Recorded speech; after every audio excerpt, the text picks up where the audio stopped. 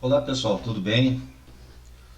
O nosso vídeo de hoje é dedicado também aos alunos de Fisiologia, dando sequência ao último vídeo sobre o tema de Fisiologia Cardiovascular, onde eu falei sobre mecânica cardíaca e o ciclo cardíaco. Nesse vídeo, então, eu gostaria de falar um pouco sobre a regulação da função cardíaca. De fato, a grande função do coração é o bombeamento, né? É determinar o que nós chamamos de débito cardíaco, ou seja, a vazão.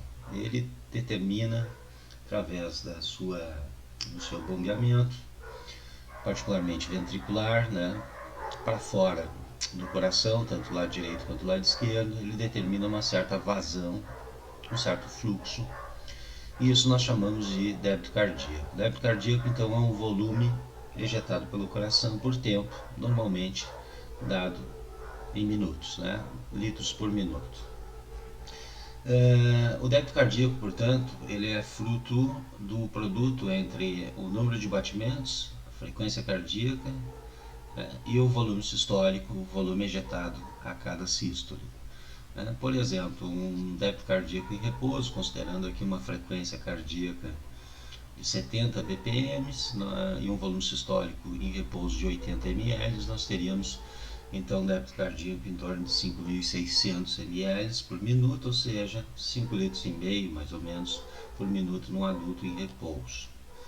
Então, a regulação do coração, na verdade, será um reflexo da regulação do débito cardíaco. E o que regula o coração e, portanto, a sua grande função, que é determinar, estabelecer um débito, né? Basicamente, o coração é regulado pelo sistema nervoso, né? Nós temos muito pouca regulação endócrina sobre o coração, até porque a função endócrina ela determina a função de médio e longo prazo, e o coração deve ser controlado a cada momento, e portanto a regulação rápida é fundamental em relação à sua função. E o sistema nervoso autônomo, então, é o principal componente regulatório do débito cardíaco, tanto da frequência cardíaca quanto do volume sistólico.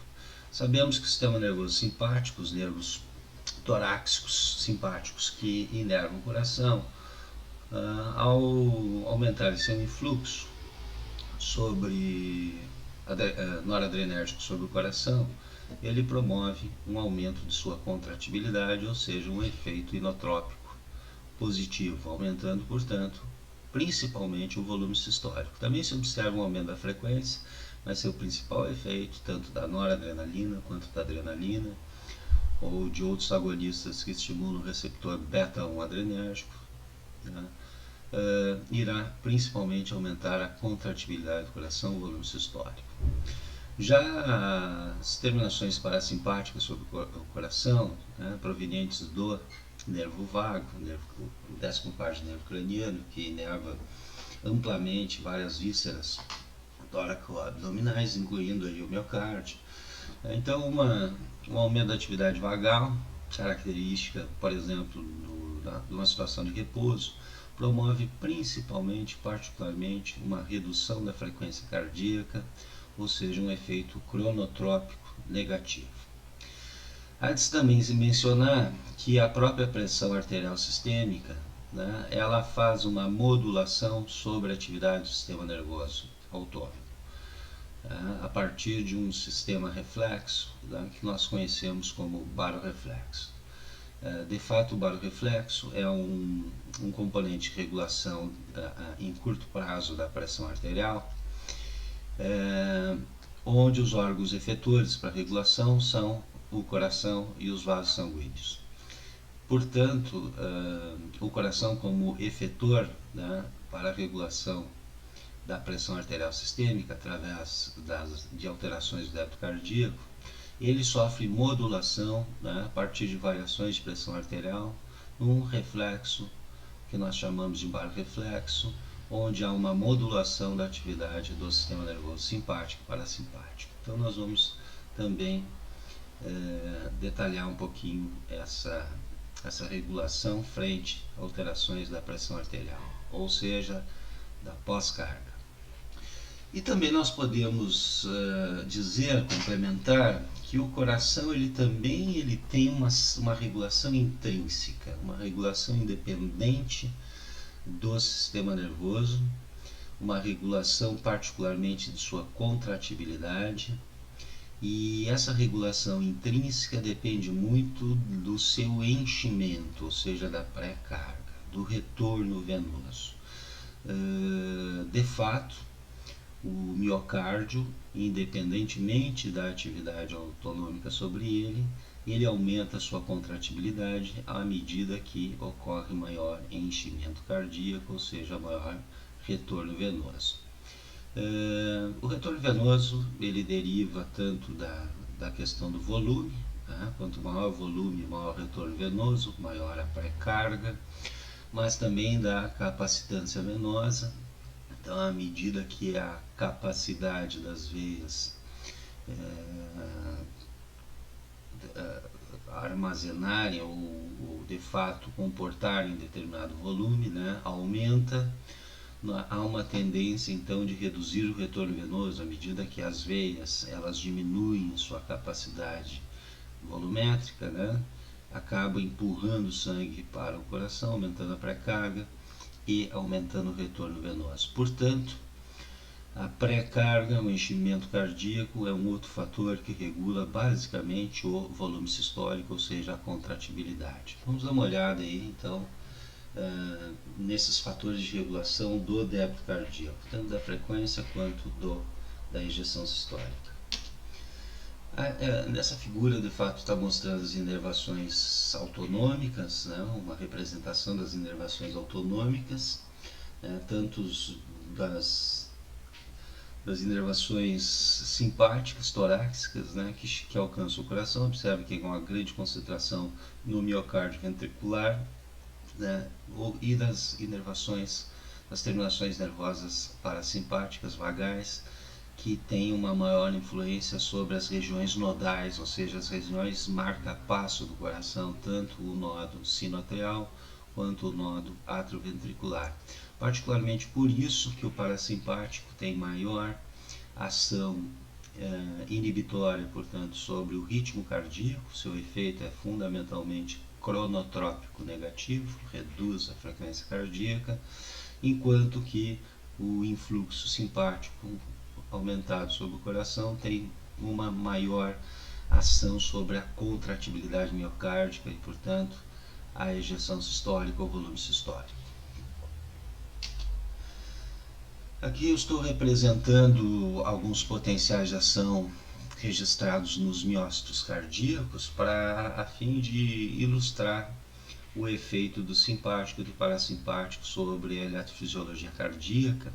Esses aqui são potenciais em agulha, né, típicos dos nodos sinoatrial e atrioventricular, ou seja, potenciais marca-passo. Esses potenciais, os potenciais de ação são sempre registrados, a variação do potencial no meio intracelular em relação ao meio extracelular, né, tendo as suas duas fases, né, que caracterizam as correntes iônicas que ocorrem durante esse processo. Uma fase de subida do potencial em direção a zero, que nós chamamos de despolarização, e isso ocorre aqui nos nodos, né, em função do influxo de cálcio para dentro do miócito cardíaco. E a fase de repolarização, onde o potencial retorna um potencial de repouso, né, e isso é caracterizado então pelo efluxo de potássio, ou seja, a saída de potássio, que faz com que o potencial retorne ao seu potencial de repouso. Observem que uma estimulação simpática, né, no nodo, aqui não está falando, não está mencionando a intensidade dessa estimulação simpática, mas nós podemos observar que há uma diminuição da distância entre um potencial de ação e outro, né, o que sugere então um aumento do ritmo cardíaco. E isso ocorre porque a estimulação dos receptores adrenérgicos do miocárdio, os receptores beta-1 adrenérgicos, tanto pela noradrenalina quanto pela adrenalina ou outro agonista beta-1 adrenérgico, causará um aumento da corrente de cálcio para o interior do miócito, então favorecendo a despolarização do potencial de ação. Mas, como é observado nessa figura, o efeito não é tão evidente sobre o ritmo cardíaco, né, da atividade simpática. O maior efeito da atividade simpática sobre o ritmo cardíaco está, na verdade, nos potenciais de ação, aqui representados à direita, os potenciais de ação que ocorrem em miócitos não marcapasso, né, na maioria, como no ventrículo de forma geral. Né? Então, esses potenciais de ação, eles não apresentam autorritmicidade, eles precisam de uma estimulação adjacente para se iniciar, né? E eles apresentam então um perfil em platô, onde esse platô que dura no ventrículo em torno de 200 milissegundos, é exatamente onde está ocorrendo a contração ventricular. Então, portanto, quanto maior for o tempo desse platô, maior será a contratibilidade cardíaca e a ejeção ventricular. E a despolarização aqui, a fase que nós chamamos de fase zero, né? Essa fase de despolarização desse tipo de potencial, ao contrário daqui, que é cálcio dependente, é sódio dependente. Portanto, uma estimulação simpática que aumenta o influxo de cálcio, aqui está mostrando, né, que é sódio dependente, uma estimulação simpática que aumenta o influxo de cálcio não vai influenciar de forma significativa, né, essa fase, mas sim a fase 2 do potencial de ação. Aqui essa é a fase 1, o início da repolarização, a fase 2, onde se mantém sustentado aqui o potencial, né, que nós chamamos de platô. E esse platô, de fato, se dá em função da abertura desses canais voltagem dependentes tipo L, de cálcio, e que aumentam sua sensibilidade, abertura, aumenta o tempo de abertura por estimulação simpática, tanto da nora quanto da adrenalina. Portanto, o simpático ele irá aumentar o tempo de permanência no platô, na fase 2 do potencial de ação, e como consequência isso terá como reflexo então um aumento da contratibilidade no miocárdio e, portanto, da ejeção sistólica. O principal efeito, portanto, simpático é sobre a contratibilidade em função desse aumento da entrada de cálcio nos miócitos, né? E nós sabemos que é o cálcio não só responsável por aumentar e despolarizar e manter despolarizado aqui a fibra cardíaca, mas também o cálcio ele é uma peça-chave na contração, né, muscular, em qualquer tipo de músculo. Por outro lado, nós podemos ver aqui que uma estimulação vagal parasimpática através do seu neurotransmissor, a acetilcolina, que estimula receptores, subtipos de receptores colinérgicos no coração, chamados de muscarínicos, do subtipo M2, aqui sim, de fato, vai ter um reflexo significativo sobre a ritmicidade cardíaca, diminuindo o ritmo cardíaco através de um afastamento de um potencial de ação, de uma despolarização em relação a outra, ou seja, aumenta a permanência do miócito na região marcapasso, aumenta a permanência no estado de repouso. Isso se deve devido a um efeito da acetilcolina sobre o receptor muscarínico, que aumenta a abertura dos canais de potássio. E o potássio, portanto, é responsável pela fase de repolarização. Se a permeabilidade ao potássio aumentar por um estímulo neuroquímico, nós vamos ter uma característica que nós chamamos de hiperpolarização, ou seja, o potencial de membrana ele tende a ficar mais negativo e, portanto, fica mais longe de alcançar um novo limiar para uma nova despolarização, aumentando o tempo entre um e outro potencial de ação. Aqui lembrando que o potencial limiar aqui numa região marcapasso é em torno de menos 40 milivolts, bem mais alto aqui de uma região não marca-passo, que está em torno de menos 85 milivolts, né,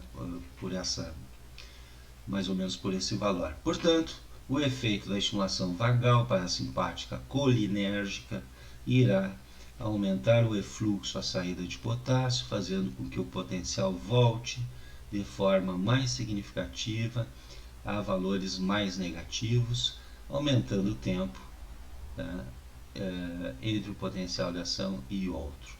Né?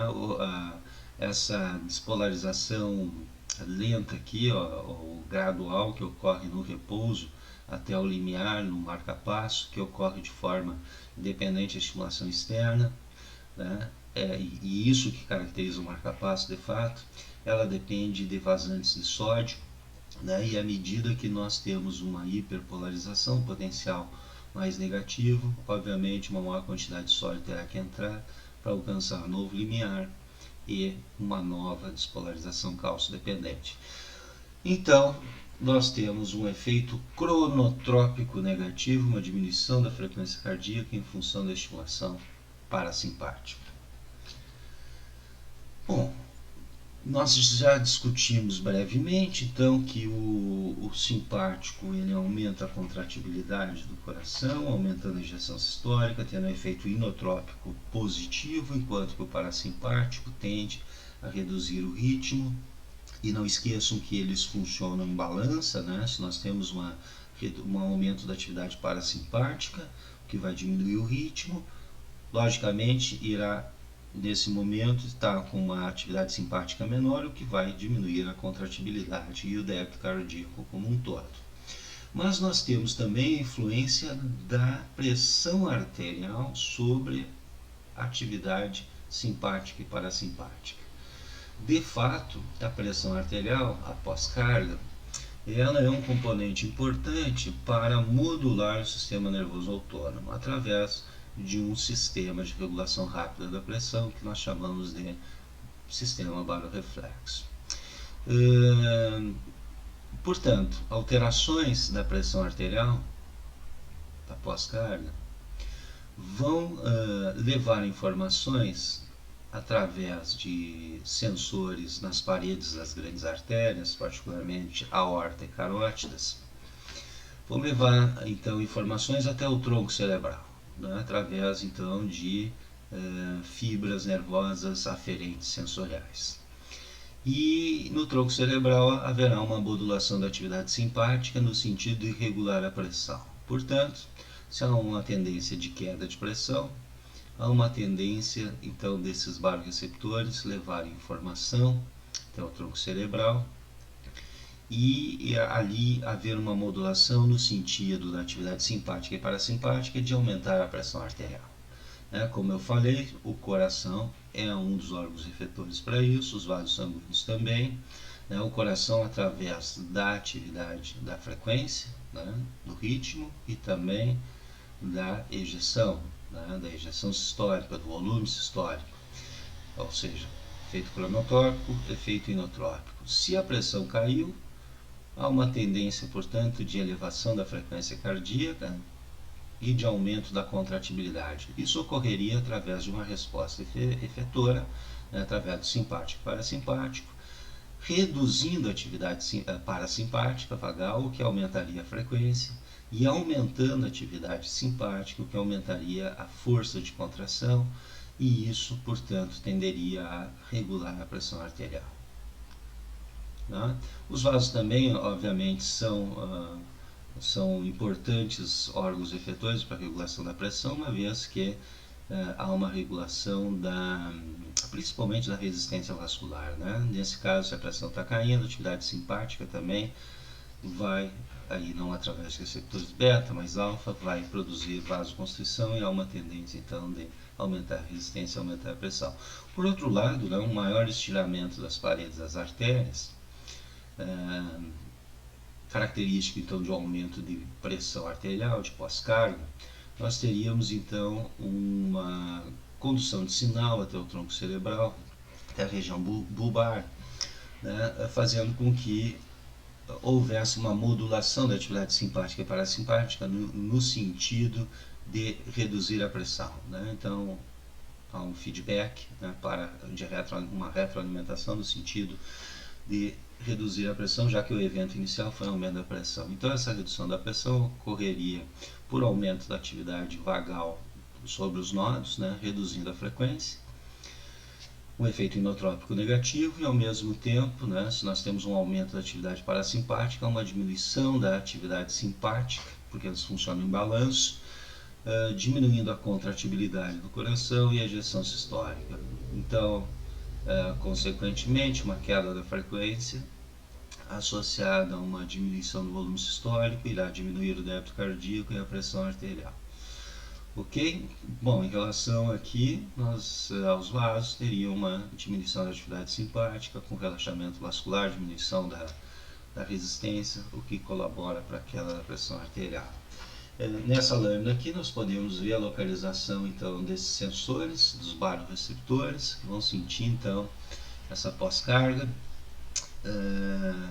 no sentido de conduzir informações até o tronco cerebral, né, e modular a atividade simpática e parasimpática.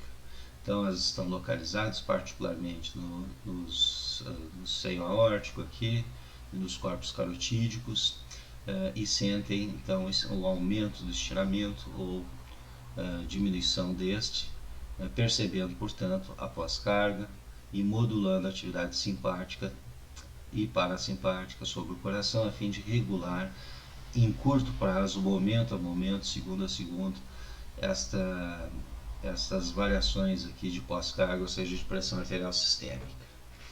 Uma outra fator que regula o coração e que aí sim independe da atividade simpática e parasimpática, ou seja, uma regulação intrínseca do próprio músculo cardíaco, se dá então da contratibilidade do miocárdio, né, ou seja, do volume sistólico, em função da pressão de enchimento do ventrículo, né, e isso tem tudo a ver com a pré-carga, com o enchimento do coração. Então, nesse gráfico aqui, se pode ver que à medida que nós temos um aumento do volume diastólico final, né, quando está terminando de encher os ventrículos, nós temos um aumento da força de contração e, portanto, da ejeção do volume sistólico. Então, há uma proporcionalidade aqui de enchimento ventricular com força de contração. Isso porque as fibras miocárdicas, à medida que elas se estiram, essa é uma característica do músculo estriado, ela contrai com maior intensidade, né? A resposta contrátil é maior. Aqui nós podemos ver, né, que uma pressão de enchimento aqui, cardíaca normal em torno de 2 mm de Hg, enchimento ventricular, né, no final do seu enchimento ele é basicamente passivo e no final é ativo em função da contração atrial. Então em 2 nós temos aqui, isso aqui é com uma atividade simpática normal, são diferentes níveis de atividade simpática. Então vamos considerar uma atividade simpática normal em repouso, né? Então com uma pressão de enchimento de 2 mm de Hg, né, nós teríamos aqui um débito cardíaco de em torno de 5,5 litros, o que é considerado. Então isso aqui seria numa frequência cardíaca em torno de 70 a 75 BPM, né? Sem estimular a atividade, mantendo a mesma atividade simpática, mantendo a mesma frequência. Se nós aumentarmos de 2 para 4 mm de Hg o enchimento final do ventrículo, nós vamos então ter como um reflexo um aumento substancial, em torno de 20% aqui, da ejeção sistólica, né, e o débito cardíaco passa aqui em torno de 5,5 litros para em torno de quase 7 litros, e isso basicamente em função do aumento da ejeção sistólica, né, da contratibilidade miocárdica. Normalmente, né, em repouso, o volume sistólico está em torno de 80 ml, Então, o aumento do enchimento passaria em torno de 100 ml, né, por batimento, vezes 70, nós teríamos em torno de 7 litros.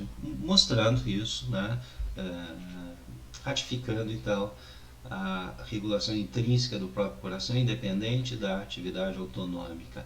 É claro que se houver um decréscimo ou aumento da atividade simpática, essa curva será deslocada para a esquerda ou para a direita, ampliando, né, ampliando essa característica, né, de aumento do volume sistólico em função do enchimento cardíaco. Ok? Então, por fim, aqui um resumo do que nós falamos. Nós temos a regulação autonômica, nível da atividade nervosa parasimpática sobre o coração, né? À medida que ele aumenta, nós temos um efeito cronotrópico negativo, basicamente sobre a frequência cardíaca. Sempre lembrando que o débito cardíaco, ele é um produto da frequência cardíaca e do volume sistólico. Por outro lado, um aumento da atividade simpática vai produzir particularmente um efeito cronotrópico positivo, aumentando então o volume sistólico. Também tem um efeito sobre lá o ritmo dos nodos, né, produzindo um aumento da frequência, mas o principal efeito é sobre a contratibilidade. Sempre lembrando que eles funcionam como se fosse uma balança, né, onde o aumento da atividade 1 reflete numa redução da atividade do outro componente autonômico, né? E, portanto, em repouso, por exemplo, nós temos um aumento da atividade parasimpática, o que mantém nossa frequência cardíaca relativamente baixa, e a atividade simpática está baixa, mantendo então a contratibilidade do coração baixa, né? E o volume sistólico baixo, o que determina um débito cardíaco baixo. Muito bem, então essa atividade autonômica é a principal regulação externa do coração. Por outro lado, nós temos uma regulação intrínseca em função da pressão de enchimento, da pré-carga. À medida que ocorre um aumento dessa pressão de enchimento, o aumento da pré-carga, nós aumentamos a contratibilidade do coração, o volume sistólico e o débito cardíaco. E também lembrando que a pressão arterial após carga é um fator de modulação da atividade autonômica através, particularmente, do reflexo de pressão, né, do baroreflexo, onde que um aumento da pressão arterial terá principalmente como efeito, então, uma redução da contratibilidade cardíaca, e isso colabora para uma queda do débito cardíaco e, portanto, uma regulação da própria pressão arterial e vice-versa. Perfeito? Então era isso por hoje. Um grande abraço, até a próxima.